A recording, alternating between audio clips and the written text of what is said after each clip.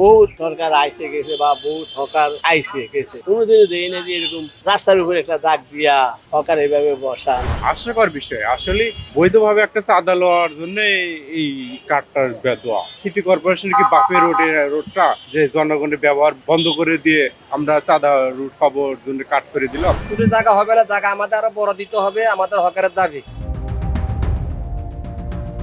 এখানে 45 পিস আমি দেখিনি, তার পুরোটাই পরে দাগ ধরা করা হয়েছে। এটা হয়তো এখন দিনের বেলা দেখে এরকম হচ্ছে, বিকাল হলে তো এখান দিয়ে হেঁটেই যাওয়া যায় না। পরে 90-95% মনে করেন হকার দিয়ে আইতে চলে গেছে। এটা একটা স্বাধীন সভ্য দেশের বর্তমান আধুনিক যুগের সাথে এসব তাল মিলে চললে হয় না। হকারদের যদি এত দরদি থাকে হকারদের বসানোর জন্য নির্দিষ্ট একটা রোড তৈরি করে যে এই রুটে হকাররা বসবে, হকারদের সেইভাবে একটা পুনর্বাসন করলে তাহলে ঠিক আছে। কিন্তু এইসব পুলিশ ফান ব্যস্ততম এলাকায়, আমি আরো অনেক এলাকায় দেখেছি ঢাকা শহরে ব্যস্ত এলাকায় সব হকারদের বসার কোনো মানে হয় না। আর ঢাকা দক্ষিণ সিটি কর্পোরেশনে বলি, পুরান হকার ছাড়া আপনার নতুন হকার কোনো বসতে পারবে না। কারণ পুরান হকার করে পুনর্বাসন কার্ড দিয়া তারপর নতুন দিকে ধরবেন, এটাই আমার দাবি।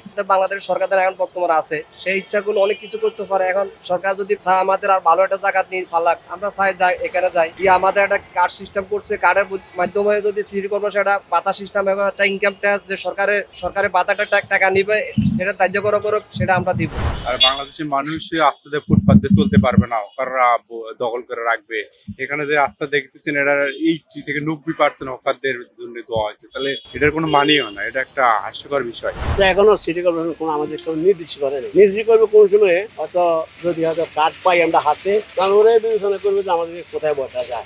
আমি এখনো পাইনি, আমাদের কাগজপত্র জমা হয়েছে। বহুত সরকার আইসে গেছে বা বহুত হকার আইসে গেছে, কোনোদিনও দেখি না যে এরকম রাস্তার উপরে একটা দাগ দিয়া হকার এইভাবে বসান। এটা কোনো হয় না, কোনোদিনও হয় না। আর একবার এরকম বিএনপির আমলে আমাদের এক নেতা ছিল, এনে 22 ফুটের লিডার আছিল, ছোট ছোট করে চৌকি বসাইছে, বসায় হকার বসাইছে। বসানোর পরে এক হকার, কোনো হকার 1 সপ্তাহ রয়েছে, কোনো হকার 4 দিন 8 দিন রয়েছে। এখানে বেসাইনি হয় না তো, এখানে কোনো একটা কাস্টমার খাড়াইতে নয়, একটা দোকানদার বইতে পারবো না, খাড়াইতে পারবো না। এটা কি একটা হকার জীবন হইলো?